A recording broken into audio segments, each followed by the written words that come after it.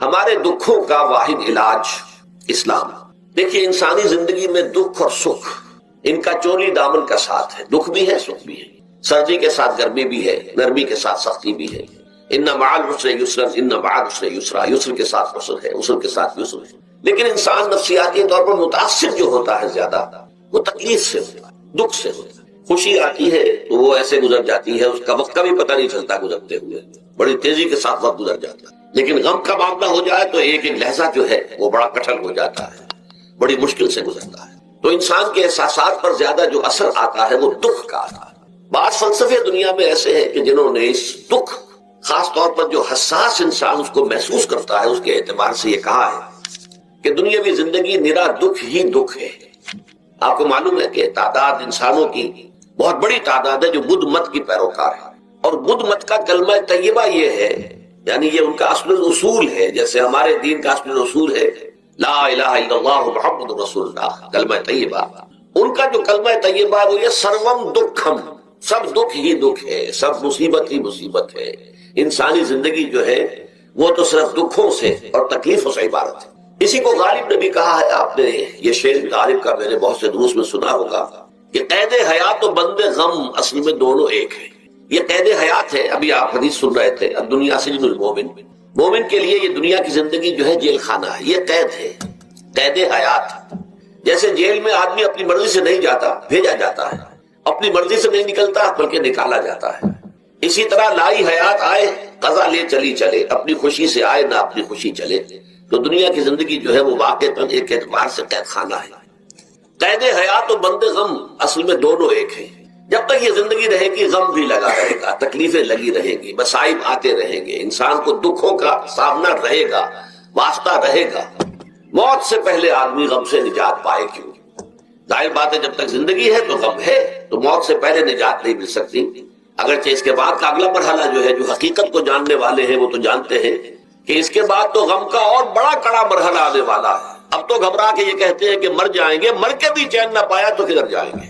اگر اللہ ہمیں معاف فرمائے، اپنی رحمت اور مغفرت سے ہمیں ڈھانپ لے، جیسے کہ حضور نے فرمایا الا یتغمدنی ربی برحمتہ، حضور نے فرمایا کہ کوئی انسان بھی محض اپنے اعمال کی بنیاد پر جنت میں نہیں داخل ہو سکے گا جب تک کہ رحمت خداوندی دستگیری نہ کرے۔ کسی صحابی نے بڑی ہمت کی، بڑے جرأت کا معاملہ کیا، پوچھ لیا کیا حضور آپ بھی؟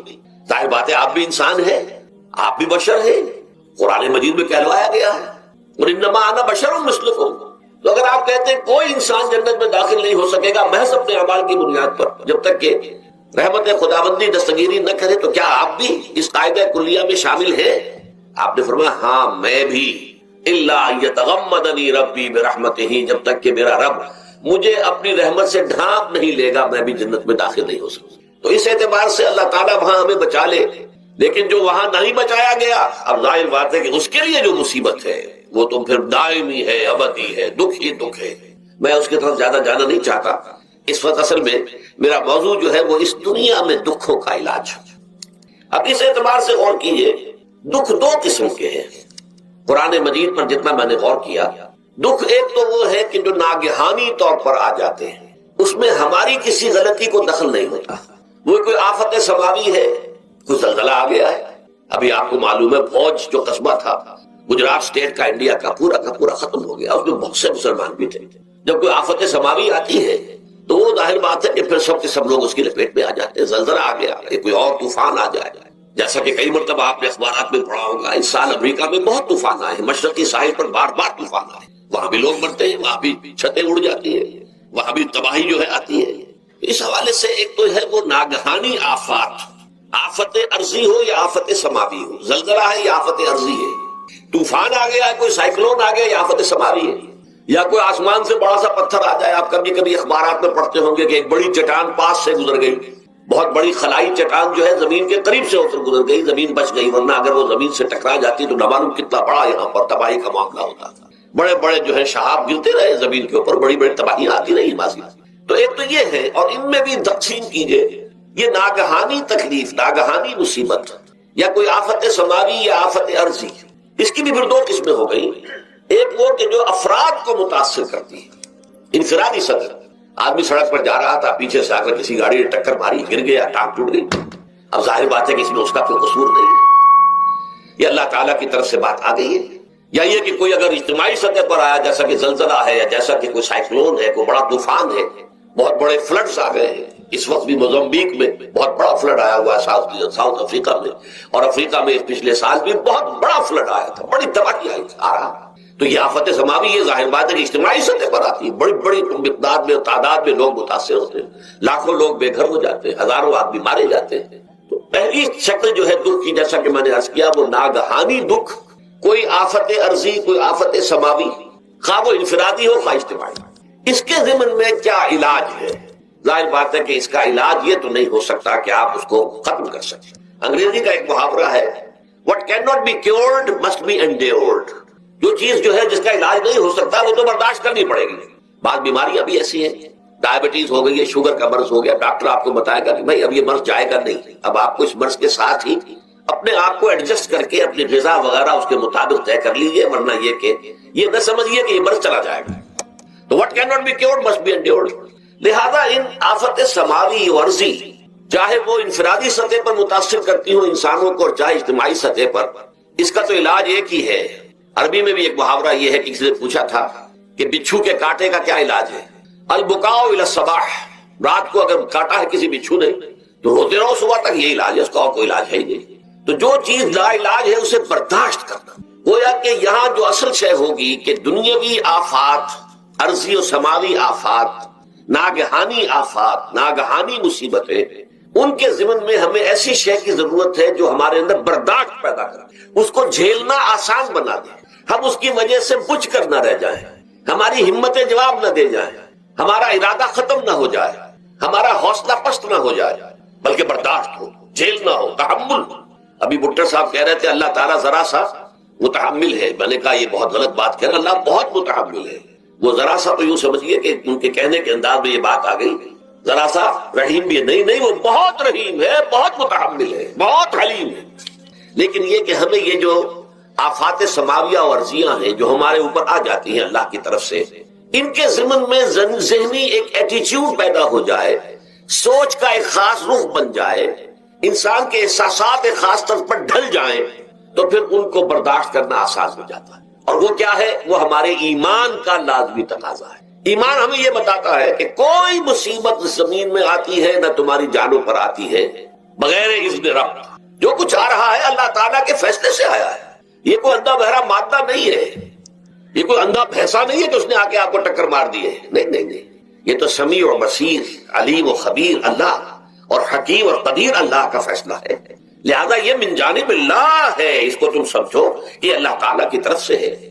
اور جب اللہ کی طرف سے ہے تو سورہ آل عمران میں فرمایا بیدہ الخیر، اس کے ہاتھ میں تو خیر ہی خیر ہے۔ یعنی بظاہر تمہیں محسوس ہوتا بھی ہو کہ یہ میرے لیے تکلیف دہ بات آ گئی ہے، تو اس کو یوں سمجھو کہ اس کا نتیجہ جو میرے حق میں نکلے گا وہ خیر ہوگا۔ فوری طور پر تو تکلیف ہے، مجھے اچھی نہیں لگ رہی، ناگوار ہے، لیکن نتیجہ اس کا خیر نکلے گا۔ جیسے بچہ بیمار ہے، ماں اسے دوا پینے پر مجبور کر رہی، کڑوی دوا ہے، وہ تو سمجھتا ہے مجھ پر بڑا ظلم ہو رہا ہے، یا آپ لے گئے اسے ڈاکٹر کے ٹیکا لگوایا ہے، وہ تو چیخ رہا ہے، رو رہا ہے، لیکن آپ کو معلوم ہے، کاش اسے بھی معلوم ہو جائے کہ میرے خیر کے لیے، میرے بھلے کے لیے، اگر اسے یہ معلوم اور محسوس ہو جائے تو اس کی تکلیف اس کے اندر بہت کمی آ جائے گی، وہ سہار لے گا اس کو، وہ برداشت کرے گا۔ اس حوالے سے اس کا جو ہمارے دین میں اس کا نام ہے، اس ذہنی کیفیت کا، ان احساسات کا، اسے ہم کہتے ہیں تسلیم و رضا۔ جو کچھ آ رہا ہے اللہ کی طرف سے آ رہا ہے، لہذا سر تسلیم خم ہے، اے اللہ ہم قبول کرتے ہیں، رضا، ہر حال میں تیری رضا پر راضی ہیں، جو تیرا فیصلہ ہے ہمیں بصر و چشم قبول ہے، تسلیم و رضا۔ ہم بھی تسلیم کی خو ڈالیں گے، بے نیازی تیری عادت ہی صحیح، اللہ تو بے نیاز ہے، لیکن اے اللہ تو ہمارے لیے جو بھی تکلیف کا تو نے فیصلہ کیا، ہم تسلیم کی خو ڈالیں گے، عادت پیدا کر لیں گے اپنے اندر کہ ہر ساقی ماریخ عین الطاف است، کہ میرا ساقی میرے پیالے میں جو کچھ ڈال دے اس کا لطف و کرم ہے۔ یہ مقام رضا ہے، یہ ایمان کا ایک ایسا تقاضا ہے کہ جس کو ہم کہیں گے ایمان کی حلاوت، ایمان کی مٹھاس۔ اگر آپ کا منہ کڑوا ہو جائے تو آپ چینی کھاتے ہیں تاکہ منہ کا ذائقہ ٹھیک ہو جائے۔ اگر تکالیف کی وجہ سے، دکھ کی وجہ سے آپ کے احساسات کے اندر کوئی خرابی پیدا ہو رہی ہے، یہ جو مقام رضا ہے، یہ اس کے لیے قند ہے، یہ اس کے لیے چینی ہے، یہ اس کے لیے شہد ہے، یہ اس کی تلخی کو ظاہر کر دینے والی شیء ہے کہ اللہ تیری رضا پر راضی، راضی برضا رب۔ اب اس کے ضمن میں سمجھیے، یہ تو اصولی بات میں نے آپ کو بتا دی. اس کی 3 کیفیات ہو سکتی ہے کیوں اللہ کی طرف سے یہ چیزیں آتی ہیں. سب سے پہلی شے ہے، اب وہ جو آیات میں نے سنائی تھی وہ سن لیجیے پہلے ترجمہ. سورہ تغابن میں فرمایا ما صاب من مصیبت الا باذن اللہ. دیکھو کوئی مصیبت تم پر نہیں آ سکتی، نہیں آتی مگر اللہ کے اذن سے. ومن یؤمن باللہ، اور جو شخص اللہ پر ایمان رکھتا ہو یہد قلبہ، اللہ اس کے دل کو ہدایت دے دیتا ہے، اس کے دل کو سکون عطا کر دیتا ہے، وہ راضی برضائے رب ہو جاتا ہے، اس میں شکوہ نہیں رہتا، اس میں شکایت نہیں ہوتی، اس میں تلخی نہیں ہوتی. کیوں ہو گیا، کیسے ہو گیا، کیوں ہو گیا، نہیں ہونا چاہیے، نہیں. یہ سارا جو پیچ آدمی کھاتا رہتا ہے نا اندر ہی اندر، وہ جو پیچ کھا رہا ہے، یہ سب پیچ سے نجات نہیں گئی. برو کشید سے پیچا کے ہستمود مرا، چے اقدہا کے مقام رضا کشود مرا. یہ پیچ کھانا جو ہے، پیچا کے ہستمود، اس سے اللہ تعالیٰ نے مجھے نجات دے دی ہے مقام رضا کے ذریعے سے. کتنے بڑے بڑے عقدے میرے حل ہو گئے اس مقام رضا سے. چے اقدہا کہ مقام رضا کشود میرے تو بہت سے عقدے اس سے حل ہو گئے. اس حوالے سے ایک موٹی بات تو یہ ہو گئی، لیکن اب اس کو 3 حصوں میں تقسیم کیجئے. پہلی بات یہ کہ یہ اللہ کی طرف سے آزمائش کے طور پر آتا ہے. آزمائش، میرا بندہ اس پر صبر کرتا ہے یا نہیں، یا میرے خلاف بکواس کرنے پر آمادہ ہو جاتا ہے. اللہ تو ایسا ہے، اللہ نے تو ہم پر کبھی کرم کیا ہی نہیں ہے، اللہ تو ظالم، معاذ اللہ معاذ اللہ معاذ اللہ. کہیں ایسا تو نہیں، میرا بندہ جو ہے تکلیف کو جھیلتا ہے میری وجہ سے، یہ سمجھ کے کہ اللہ کی طرف سے آئی. یہ صبر جو ہے یہ بہت بڑی کامیابی ہے اگر انسان کو حاصل ہو جائے. اور اس صبر کے نتیجے میں 2 اور باتیں پیدا ہوتی ہیں. یہ مضامین علیحدہ علیحدہ دروس کے اندر آتے رہے ہیں، لیکن آج ایک نئے عنوان کے تحت جمع ہو کر آ رہے ہیں. پہلی بات یہ ہوتی ہے کہ یہ امتحان کا نتیجہ کیا نکلتا ہے کہ آپ نے ایک امتحان پاس کیا تو آپ کے اگلے درجے میں ترقی ہو جاتی ہے. 5ویں کا امتحان پاس کر لیا نا تو 6ٹھی میں جائیں گے. اب 6ٹھی کا امتحان پاس کریں گے تو 7ویں میں جائیں گے. 7ویں کا پاس کریں گے تو 8ویں میں. درجہ بدرجہ انسان کی دینی، ایمانی اور روحانی ترقی کا ذریعہ یہ آزمائش میں. جتنا اس میں صبر ہوگا، جتنا اس میں تسلیم و رضا جو ہے آپ حاصل کرتے جائیں گے تو آپ کے درجے بلند ہوتے چلے جائیں گے. آپ کا امتحان کڑے سے کڑا آئے گا، بڑے سے بڑا آئے گا، مشکل سے مشکل تر آئے گا. ایک وقت میں MA کا امتحان بھی آپ کو دینا ہوگا. ایک وقت میں ہو سکتا ہے PhD کے لیے تھیسس آپ لکھیں، پھر اس کے اوپر جو ہے ٹیم بیٹھی ہوئی اور آپ سے وہ بحث کرے، جرا کرے آپ سے، وہ بھی کرنا ہوگا. لیکن یہ کہ اگر پرائمری ہی میں فیل ہو گئے تو اس کا سوال ہی پیدا نہیں ہوتا کہ کبھی آپ MA کا یا PhD کا تھیسس بھی لکھیں. اور اسی کو دوسرے انداز میں کہا گیا ہے قرآن مجید میں، وَلَيُبْلِيَ الْمُؤْمِنِينَ مِنْهُ بَلَاءً حَسَنًا. اصل میں ابلا کہتے ہیں، بلا یبلو جو ہے عربی زبان میں آتا ہے آزمانا. خلق الموت والحیات لیبلوکم ایکم احسن عملا. یہی معنی ابتلا کے، ابتلا یبتلی آزمانا. ابلا یبلی جو آتا ہے باب افعال سے، اس میں آتا ہے کسی کو کسی تکلیف میں ڈال کر اس کو نکھارنا، کہ اس کا جوہر نکھر جائے، اس کے اندر جو خیر ہے وہ اور چمک جائے، لوگوں کو بھی معلوم ہو جائے کہ یہ شخص اس مقام کا اہل ہے، اس کے اندر یہ صلاحیت ہے، اس میں یہ قوت موجود ہے. تو یہ گویا کہ اہل ایمان کی صلاحیتوں کو نکھارنے کے لیے اور ان کے درجات کی ترقی کے لیے بھی اللہ تعالیٰ دنیا کے اندر یہ مصیبتیں اور امتحانات جو ہیں آزمائش کے حوالے سے افراد پر بھی اجتماعی طور پر بھی لاتا ہے. اور ایک اس کا اور بھی ہے، اہل ایمان پر اس طرح کے ابتلاء و آزمائش کی ایک نوعیت اور بھی ہے، اور وہ یہ ہے کہ جو بھی آپ سے غیر ارادی طور پر یا یہ کہ آپ نے کوئی گناہ ارادی طور پر بھی کر لیا، اللہ تعالیٰ اس کی سزا اسی دنیا میں دے کر آخرت کی سزا سے محفوظ کر دیتا ہے. گویا کہ اس سے بڑا خیر کیا ہوگا؟ یہاں کی سزا کیا ہے؟ جھیل لی آپ نے، بخار آ گیا، ٹانگ ٹوٹ گئی، چلیے 3 مہینے آپ بستر پر پڑے رہے نا، اور کیا ہوا؟ کچھ نہیں.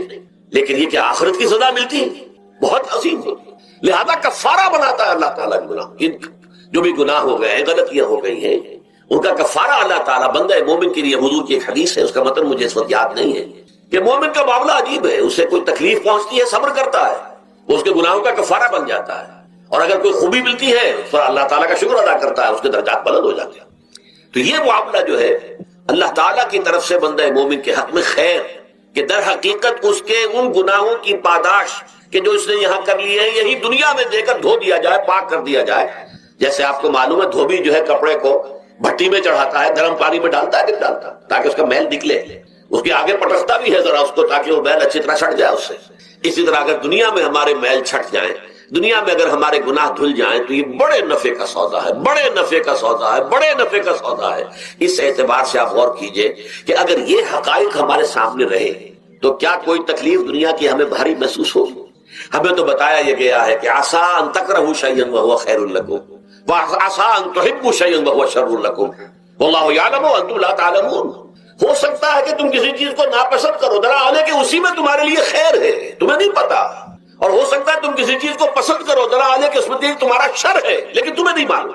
اللہ یعلم وانتم لا تعلمون، اللہ جانتا ہے تم نہیں جانتے۔ اس حوالے سے سبردم بتو مایا خیش را خدانی حساب کم و بیش را، اے اللہ، اس کو کہتے ہیں تفویض۔ یہ سورہ تغابن کے 10 میں یہ تمام مضامین تفصیل سے آتے ہیں کہ ایمان کے جو باطنی ثمرات ہیں اس میں سب سے پہلے مقام رضا ہے، پھر تفویض ہے، توکل ہے۔ آپ محنت کر رہے ہیں، محنت کر رہے ہیں، محنت کر رہے ہیں، نتیجہ نہیں نکلا۔ ایک نتیجہ یہ نکلے، ایک بچے نے بہت محنت کی، دن رات کام کیا، فیل ہو گیا امتحان، اب صدمے سے کمر ٹوٹ سکتی ہے اس کی، لیکن نہیں، ہو سکتا ہے کہ اللہ تعالیٰ نے اسی میں میرے لیے خیر رکھی، اس لیے کہ ہماری محنت سے کچھ نہیں ہوگا، ہمارے مادی وسائل سے کچھ نہیں ہوگا، ہوگا اللہ کے اذن سے، اللہ کی مرضی سے، اللہ کی مشیت سے۔ یہ ہمارے لیے خاص طور پر اس اعتبار سے بہت اہم نکتہ ہے، ہم سب راہ حق کے مسافر ہیں، اپنے اپنے بس پڑتے محنت کر رہے ہیں، وقت بھی صرف کر رہے ہیں، مال بھی صرف کر رہے ہیں، محنت کر رہے ہیں، مشقت کر رہے ہیں، لیکن فرض کیجئے جیسا کہ ہے فی الواقع، فرض کیا کیجئے، وہ تو واقع سامنے کی بات ہے، نتائج نکلتے نظر نہیں آ رہے، قدم نہیں بڑھ رہے، ہماری طرف لوگوں کا رجوع عام نہیں ہے، ٹھیک ہے، اس پر قطعاً بدل ہونے کی بات نہیں، یہ اللہ تعالیٰ کی مشیت میں ہوگا، جب وہ چاہے گا تب ہوگا، ہمارا کام یہ کہ اپنا فرض ادا کیے چلے جائیں بس، اور نتیجے سے بالکل ذہن کو اپنے منقطع کر لیں، ذہن کا کوئی تعلق آپ کے نتیجے کے ساتھ نہ رہے۔ یہ جب تک کیفیت ہماری نہیں ہوگی، ہم اس راہ پر استقامت اور مدام اس پر محنت اور جد و جہد کرنا جو ہے وہ ہمارے لیے ممکن نہیں رہے گا۔ اس کے لیے میں اگر آپ کے سامنے رکھوں معاملہ کہ حضور صلی اللہ علیہ وسلم کے جو پہلے 10 برس ہیں، جب سے آپ کو آغاز ہوا ہے وحی کا، اس کے بعد سے پہلے 10 برس دن رات کی محنت، شدید مشقت، یہاں تک کہ اللہ بھی روک رہا ہے، نبی آپ اپنے آپ کو ہلاک کر لیں گے، لعلک کا باخر نفسک اللہ یکونوا مؤمنین، کیا آپ اپنے آپ کو صدمے میں ہلاک کر لیں گے؟ یہ مان نہیں لا رہے، اس قدر صدمہ۔ لیکن اس کے ساتھ یہ ہے کہ یہ نہیں ہے کہ نتیجہ نہیں نکل رہا تو کام چھوڑ کے بیٹھ جائے، نہیں، معاذ اللہ، معاذ اللہ، نتیجہ نہ نکلے تو حضرت نوح علیہ السلام کی عمر بھی اگر حضور کی ہوتی 950 برس بھی حضور دعوت دیتے تھے، آپ کا کام تھا، آپ کا فرض تھا۔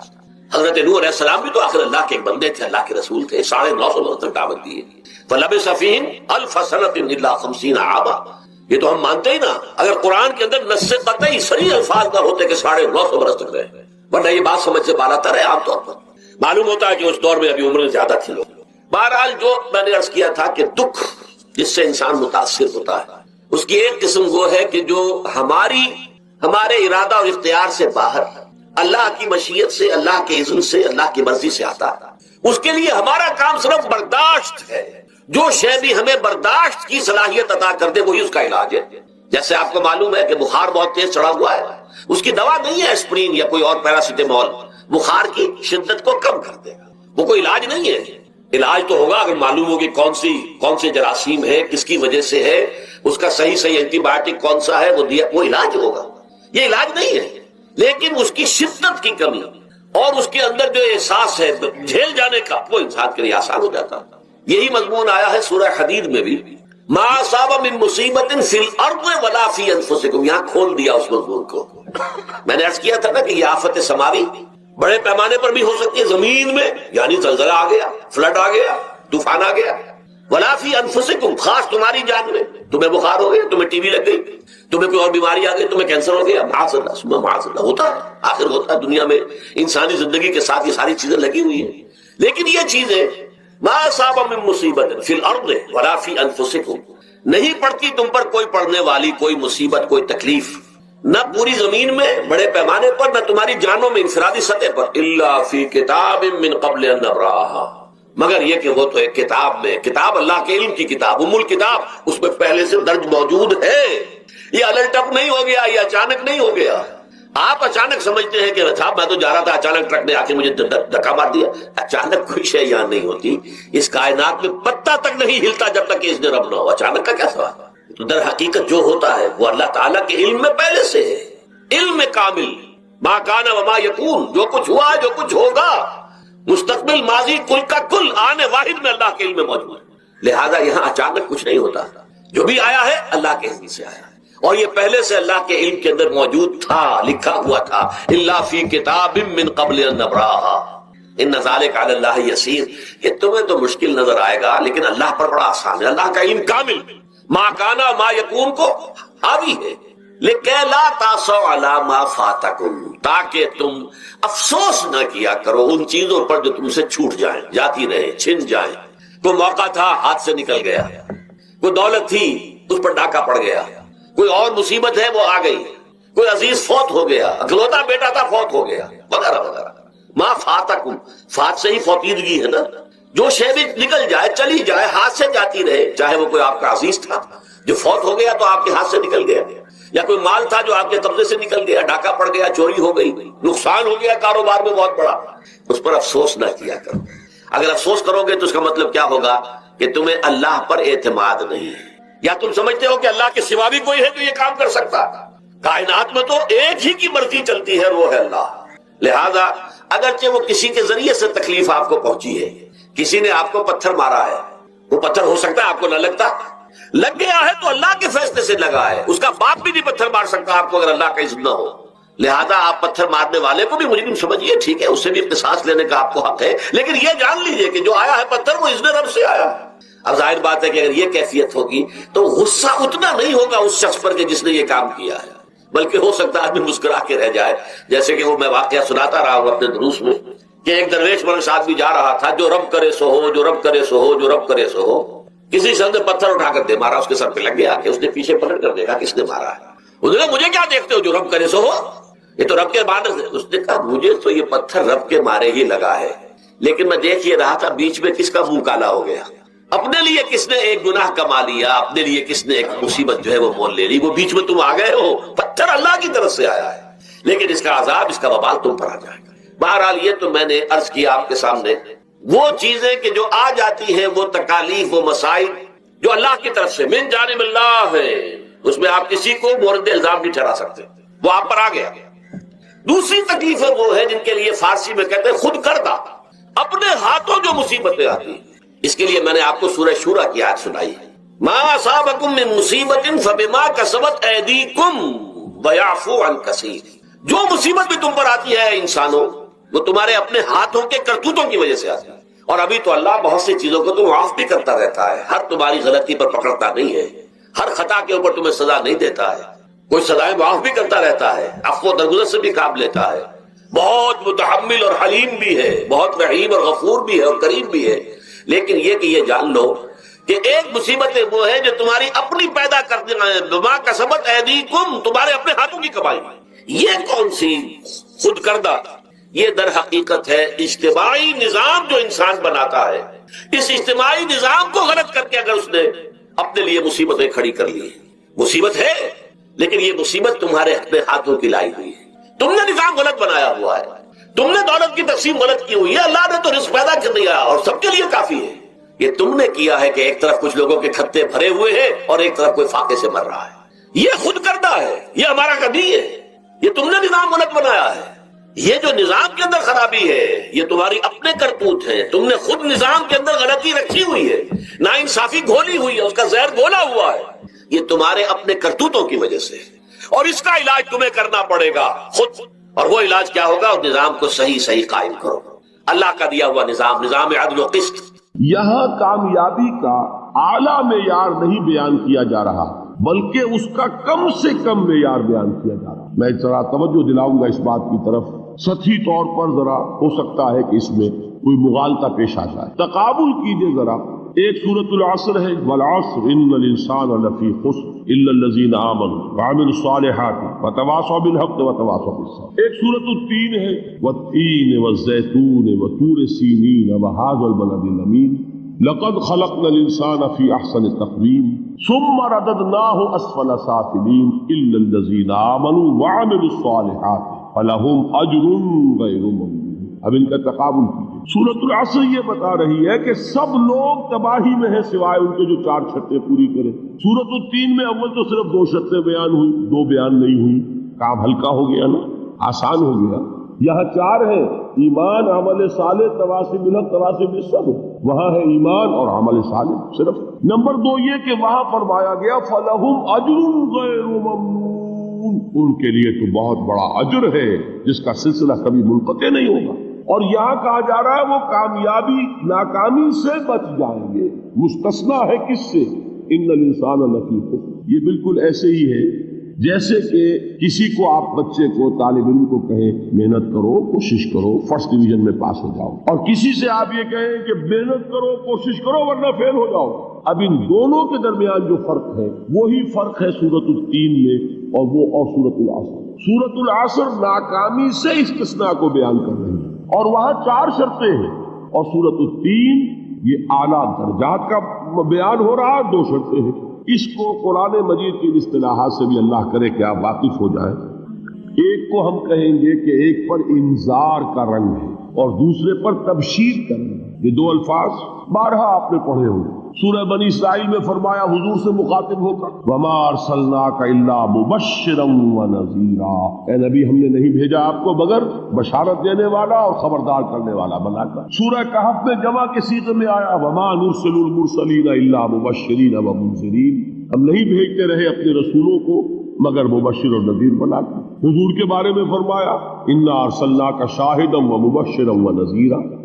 جمع کے صیغے میں سورہ نساء میں فرمایا رسلا مبشرین ومنذرین لئلا یکون للناس علی اللہ حجۃ بعد الرسل وکان اللہ عزیزا حکیما. ایک ہے ابشار بشارت دینا، ایک ہے انذار خبردار کرنا. اور آپ کو معلوم ہے کہ کسی بھی تربیت کے اندر ان دونوں چیزوں کی ضرورت ہے. کبھی ایسا ہوتا ہے کہ ڈانٹ ڈپٹ کی ضرورت پیش آتی ہے، دھمکی کی ضرورت پیش آتی ہے، باز آ جاؤ اپنے رویے کو درست کرو ورنہ پکڑ ہوگی سزا ملے گی. کبھی آپ شاباش دیتے ہمت کرو گھبراؤ نہیں، تمہارے اندر صلاحیت ہے، مایوس نہ ہو، ہمت تمہاری کیوں جواب دے رہی ہے، تم بڑے ذہین ہو، محنت کرو بڑے اعلیٰ درجات ملیں گے. قرآن مجید میں یہ دونوں رنگ ہیں جو اختیار کیے، ایک تبشیر کا رنگ ہے ایک انذار کا رنگ. سورۃ العصر میں انذار کا رنگ ہے، خبردار تمام انسان ہلاکت اور بربادی کا نوالا بننے والے ہیں سوائے ان کے جو 4 شرطیں پوری کریں.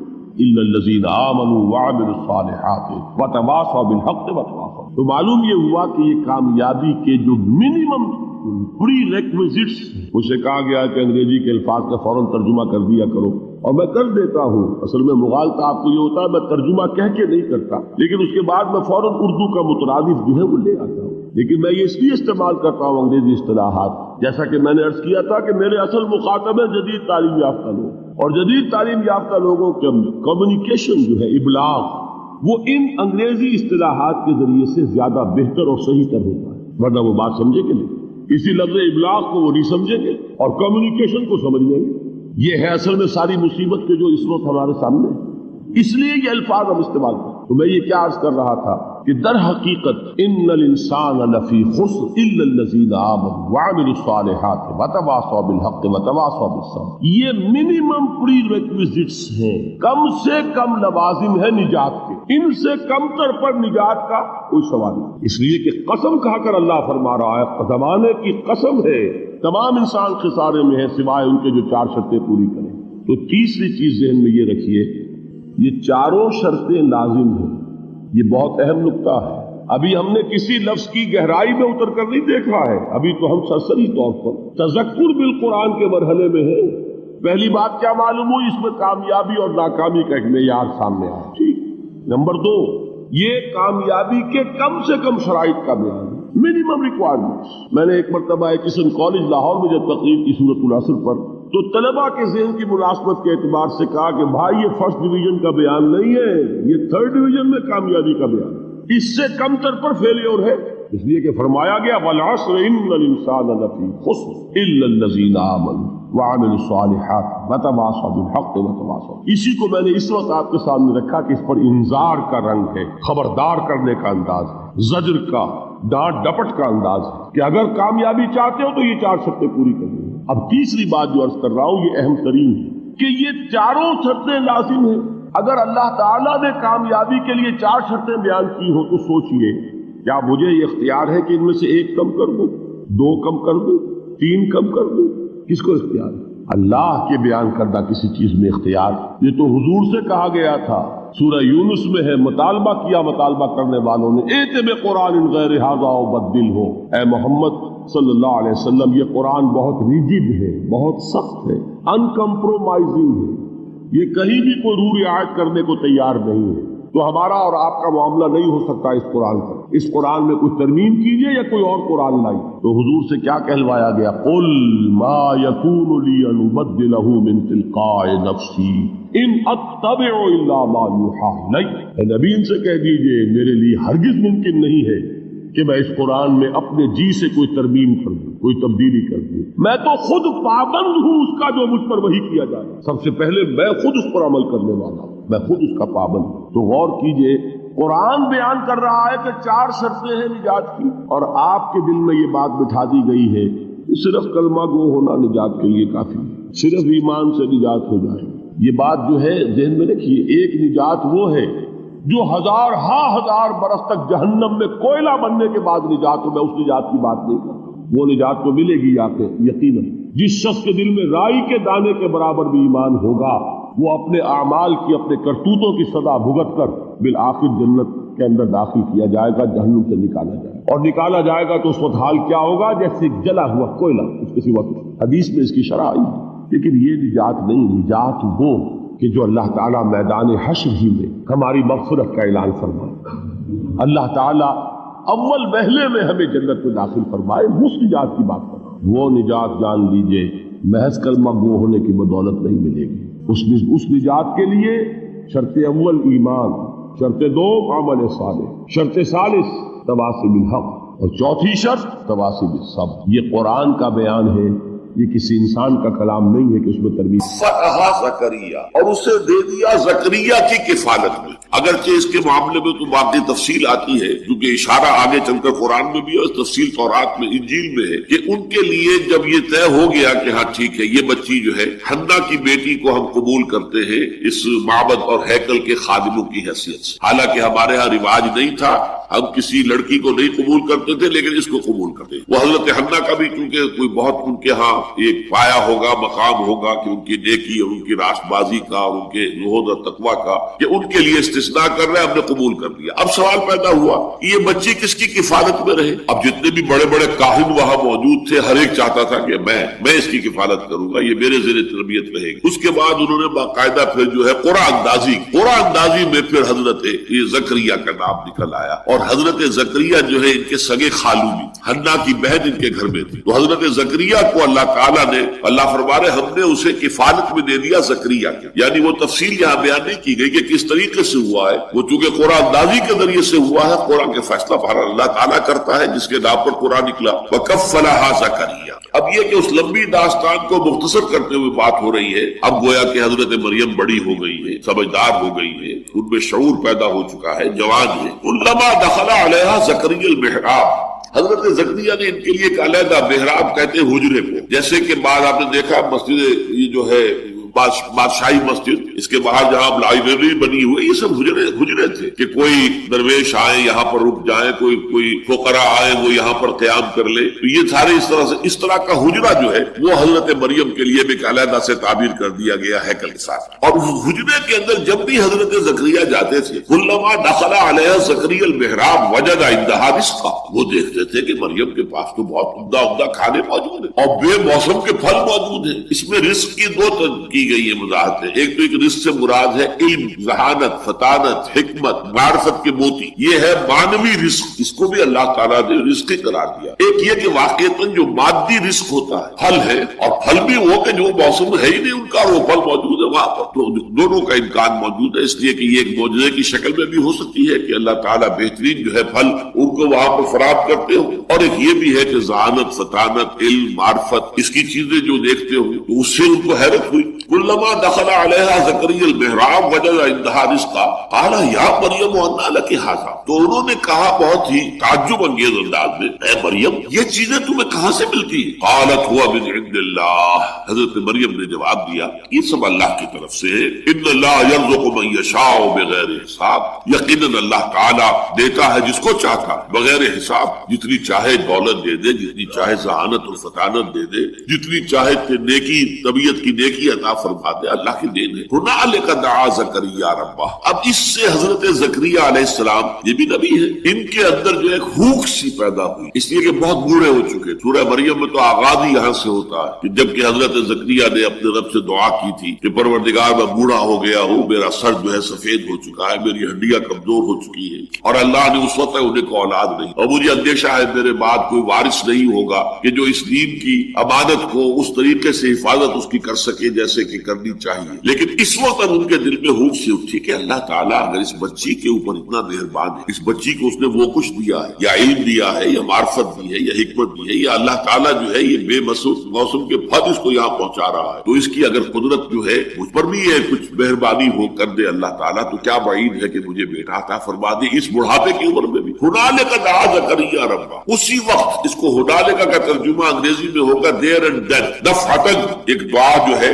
वो उनके कल्ब की गहराइयों से उभर कर आई, अपने रब को उन्होंने पुकारा, काल रब्बे हबली मिन लदुनका ज़ुर्रियतन तय्यबा, परवरदिगार मुझे भी खास अपने खजाना फजल से, खजाना फैज से बड़ी अच्छी नेक साले औलाद अता फरमा, इन्नका समीउद दुआ, यकीनन तू तमाम दुआओं का सुनने वाला है। फनादतुल मलाइकतु व हुवा काइमुन युसल्ली फिल मिहराब, अब ये मेहराब है खास हजरत ज़करिया, और पुकारा उन्हें हजरत ज़करिया को फरिश्तों ने, वह हुआ काइमुन युसल्ली फिल मिहराब, जबकि वो नमाज में खड़े हुए थे उस अपने मेहराब में, अपने हुजरे में, अन्नल्लाह युबश्शिरुका बियहया मुसद्दिक़न बिकलिमतिन मिनल्लाह, अल्लाह तुम्हें बशारत देता है यहया की, यानी एक बेटा तुम्हारे यहाँ होगा जिसका नाम यहया होगा, और वो तस्दीक करेगा अल्लाह के कलमे की। अल्लाह के कलमे से मुराद हजरत मसीह अलैहिस्सलाम, इसलिए कि हजरत मसीह अलैहिस्सलाम के वजूद में आने में जो बाप का हिस्सा है वो अल्लाह ताला के कलमे कुन ने अदा की, जैसे कि कलमे कुन से हर शे अदम से वजूद में आ जाती है। इन्नमा अमरुहु इज़ा अरादा शैअन अन यक़ूल लहु कुन फयकून, तो ये जो इंसानी विलादत है जाहिर बात है कि इसमें एक माँ का हिस्सा एक बाप का हिस्सा, वो बाप वाला हिस्सा चूंकि यहाँ नहीं था लिहाजा यहाँ पर अल्लाह ताला का एक खास कलमा जो है वो उसकी जगह पर कुन, उसने गोया कि उसकी जगह ली, तो गोया कि हजरत मसीह अलैहिस्सलाम खास तौर पर कलिमतुल्लाह है, अल्लाह का कलमा है, तो वो तस्दीक करेंगे अल्लाह के कलमे की, वह सैयदन, और वो बड़े सरदार होंगे, ऊंचे रुतबे वाले होंगे, वह हसूरन, और बहुत ही नेक होंगे, मुजर्रद रहेंगे, उन्हें दुनियावी लज्जतों से, आसाइशों से और शहवात से कोई सरोकार नहीं होगा, वह नबी मिन सालिहीन, और वो नबी होंगे सालिहीन में से।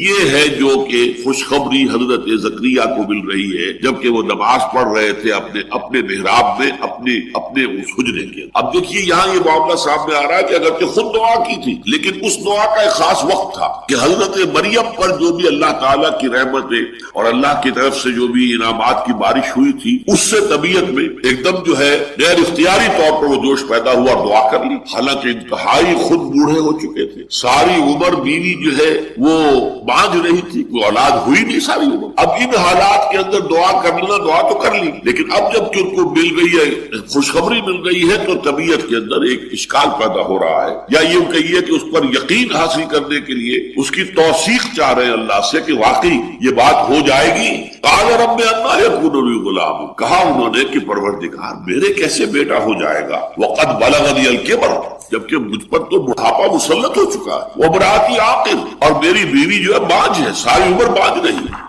क़ाल कज़ालिक अल्लाहु यफ़अलु मा यशा, तो फरिश्तों ने जवाब दिया कि इसी तरह होगा, अल्लाह ताला करता है जो चाहता, उसको किसी वसाइल की जरूरत नहीं है, बल्कि उसके लिए तो कलमा कुन कह देना काफी। क़ाल रब्बि अन्ना यकूनु ली गुलामुन वक़द बलगनी अल-किबर व इम्राअती आक़िर, हज़रत ज़करिया ने अर्ज़ किया परवरदिगार मेरे यहाँ कैसे बेटा हो जाएगा जबकि मुझ पर बुढ़ापा मुसल्लत हो चुका है और मेरी बीवी बांझ है, तमाम उम्र बांझ रही है। क़ाल कज़ालिक अल्लाहु यफ़अलु मा यशा, अल्लाह ने फरमाया या फरिश्तों ने कहा कि अल्लाह ताला ऐसे ही होगा और अल्लाह ताला जो चाहता है करता है। क़ाल रब्बि जअलनी आया, उन्होंने इसके परवरदिगार मेरे लिए कोई निशानी मुकर्रर कर दे। क़ाल आयतुका अल्ला तुकल्लिम अन्नास सलासत अय्यामिन इल्ला रमज़ा, फरमाया कि तुम्हारे लिए ये निशानी है कि तुम 3 दिन तक मुतवातिर लोगों से गुफ्तगू नहीं कर सकोगे मगर सिर्फ इशारों के साथ, यानी कुव्वत गोयाई उनकी सल्ब होगी। और इसके बारे में रिवायत में तफसील ये आती है तौरात के अंदर कि जब हमल ठहरा है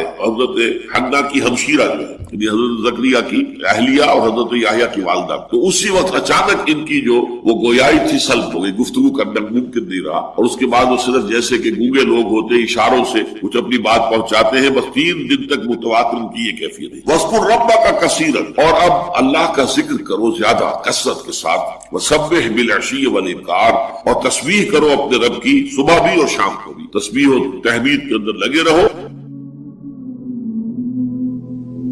ہمارے ذہنوں میں جو معیارات بیٹھے ہوئے ہیں وہ کیا ہے؟ کامیابی پیسے سے ہے، کامیابی جائیداد سے ہے، کامیابی کاروبار سے ہے، کامیابی شہرت سے ہے، کامیابی اقتدار سے. یہ معیارات ہیں. جو جتنا دولت مند اتنا کامیاب، جو جتنا مشہور اتنا کامیاب، جو جتنا پاپولر اتنا کامیاب، جو حکومت پر پہنچ گیا کامیاب، جس نے بڑا کاروبار جما لیا کامیاب، جس نے بہت جائیداد بنا لی کامیاب. یہی ہے اصل میں ساری بس کی گانٹھ. جو تصور کامیابی کا ہوگا اسی کے مطابق آپ کی بھاگ دوڑ ہوگی، اسی کے لیے جد و جہد ہوگی، اسی کے لیے توانائیاں صرف ہوں گی، اسی کے لیے دن رات کی مشقت ہوگی. یہ ہے اصل شے جس کی یہاں نفی ہو رہی ہے. کامیابی دولت سے نہیں، کامیابی شہرت سے نہیں، کامیابی اقتدار اور طاقت اور حکومت سے نہیں، بلکہ کامیابی ہے ایمان سے، عمل صالح سے، تواصی بالحق سے، تواصی بالصبر سے. آپ غور کیجئے اس نقطہ نظر کا، اس ایٹیچیوڈ کا، یہ جو مینٹل ایٹیچیوڈ ہے، اس کا بدل جانا ہی انسانی شخصیت کے اندر انقلاب برپا کرے گا. اب آپ کا نتیجہ کیا نکلا؟ اگر تو دولت سے کامیابی ہوتی تو قارون بہت کامیاب تھا، اگر حکومت سے کامیابی ہوتی تو فرعون اور نمرود بہت کامیاب تھے. کامیابی ان سے نہیں ہے. کامیابی انسان دولت میں قارون کی دولت تک پہنچ جائے اور دنیا میں دبدبہ اور اقتدار اور سلطنت اور حکومت کے اعتبار سے وہ نمرود اور فرعون کا مقام حاصل کر لے. وہ ناکام ہے، خائب ہے، خاسر ہے، برباد ہے. اور ابو ذر غفاری کامیاب ہے، چاہے ان کے پاس کچھ نہیں تھا، جھونپڑی تک نہیں تھی، کوئی گھر نہیں تھا. حضور نے فرمایا ہے اللہ کے کچھ بندے ایسے ہوتے ہیں جو کسی محفل میں جانا چاہیں تو انہیں اجازت نہ ملے، جو کہیں اگر رشتہ کرنا چاہے کوئی ان سے رشتہ کرنے کو تیار، کہیں کوئی سفارش کرنا چاہے تو ان کی کوئی بات ہی نہ سنے. لیکن اللہ کے ہاں ان کا وہ مقام ہے کہ اگر بھولے سے بھی کسی بات پر قسم کھا بیٹھتے تو اللہ ان کی قسم کی لاج رکھتا ہے. یہ ہے فرق. یہ جان لیجیے اچھی طرح. اس بات کا مان لینا آسان ہے، اس پر سبحان اللہ کہنا آسان، لیکن اس کے مطابق آپ کے اپنے ذہن کا بدل جانا بہت مشکل ہے. اس لیے کہ ہم متاثر ہوتے ہیں اپنے ماحول سے. وہ بڑا محل ہے، دیکھ کر ایک دفعہ جھجری آتی ہے، وہ بڑی سی 20 فٹ لمبی کار سناٹے کے ساتھ آپ کے پاس سے گزر گئی. ایک دفعہ اعصاب کے اندر ارتعاش ہوتا ہے، محسوس ہوتا ہے بڑے یہ نصیبے والے لوگ ہیں، بڑے خوش نصیب، بڑے کامیاب. حالانکہ کچھ معلوم نہیں کہ یہی سب سے بڑی بد نصیبی ہو سکتا ہے کہ یہی سب سے بڑی ناکامی. اگر ذہنوں میں یہ بات بیٹھ جائے کامیابی کس شے سے. یہی وجہ دیکھیے قرآن مجید میں بارہا آپ دیکھیں اولئک ھم المفلحون، یہ ہے لوگ کامیاب ہونے والے. آج یہ آپ نے نماز میں وہ آیات سنی، یا ایھا الذین آمنوا ارکعوا واسجدوا واعبدوا ربکم وافعلوا الخیر لعلکم تفلحون. اے ایمان والو، رکوع کرو، سجدہ کرو، اپنے رب کی پرستش اور بندگی کرو اور اچھے کام کرو تاکہ تم کامیاب ہو جاؤ. تو کامیابی کن چیزوں سے ہے؟ یہ ہے سب سے بڑا سبق. یہ ہمارے دل میں اگر بات بیٹھ جائے، ٹھک جائے، تو زندگی بدل جائے گی. صبح و شام بدل جائیں گے، نقشے بدل جائیں گے، بھاگ دوڑ کا رنگ بدل جائے گا، ویلیو سٹرکچر بدل جائے گا.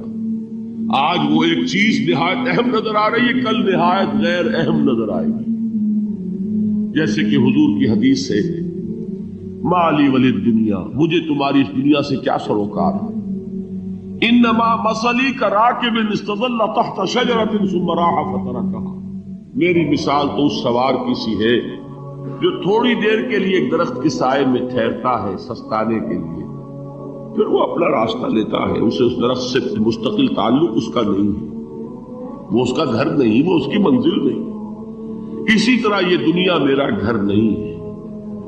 अब देखिए, हम कहते हैं इन्ना लिल्लाहि व इन्ना इलैहि राजिऊन, हम तो मुसाफिर हैं, हम अल्लाह के पास से आए, अल्लाह की तरफ हमें लौट जाना है। कुल फिर दुनिया का अन्नका गरीबुन व आबिरु सबील, हुजूर फरमाते हैं दुनिया में ऐसे रहो जैसे कि तुम अजनबी हो या राह चलते मुसाफिर। लेकिन ये तर्ज अमल कब होगा?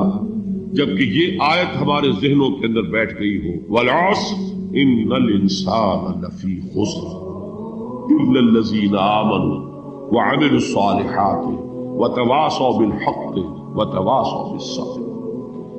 ये है असल बात जो मैंने अर्ज किया था कि मैं बताऊंगा सहाबा क्यों एक दूसरे को याद दिलाते थे। इसलिए कि देखिए, जैसे बर्फबारी अगर हो रही हो, आप बाहर निकलेंगे तो बर्फ आपके कपड़ों पर जम जाती है ना, तो आप झटकते हैं कपड़ों को ताकि बर्फ हट जाए। हमारे ईमान पर इस दुनिया में रहते हुए जब हम मुतासिर होते हैं माहौल से, तो गर्दा आ जाता है, बर्फ पड़ जाती है, उसको झटकते रहने की जरूरत है। और वो झटकने की बेहतरीन और मौसर तरीन शक्ल यही है कि याद रखो, कामयाबी इन चीजों से नहीं है। चमक दमक जो है दुनिया की, ये सारी चमक दमक जो तुम्हें रिझा रही है, जो तुम्हें अपने अंदर गुम किए हुए, ये लफ्ज गुम पर इकबाल का वो शेर याद आ गया कि काफिर की ये पहचान के आफाक में गुम, और मोमिन की ये पहचान के गुम उसमें है आफाक। तुम गुम ना होकर रह जाओ इसमें, मबहूत ना होकर रह जाओ, मरूब ना होकर रह जाओ, दुनिया ही की मोहब्बत तुम्हारे ऊपर डेरे न डाल दे, तुम्हारे दिलों के ऊपर मुसल्लत न हो जाए। लिहाजा ताजा करते रहा करो, वल अस्र इन्नल इंसान लफी खुस्र इल्लल्लज़ीना आमनू व अमिलुस सालिहाति व तवासौ बिल हक़्क़ि व तवासौ बिस सब्र। फिर याद कर लो, फिर ताजा कर लो अपने इस यकीन को कि कामयाबी दौलत से नहीं, कामयाबी सरवत से नहीं, कामयाबी इक़्तिदार से नहीं, कामयाबी शोहरत से नहीं, कामयाबी जायदाद से नहीं, कामयाबी है ईमान से, कामयाबी है अमल सालिह से, कामयाबी है तवासी बिल हक़ से, कामयाबी है तवासी बिस सब्र। ये चार चीजें हैं कि जो कामयाबी के लवाज़िम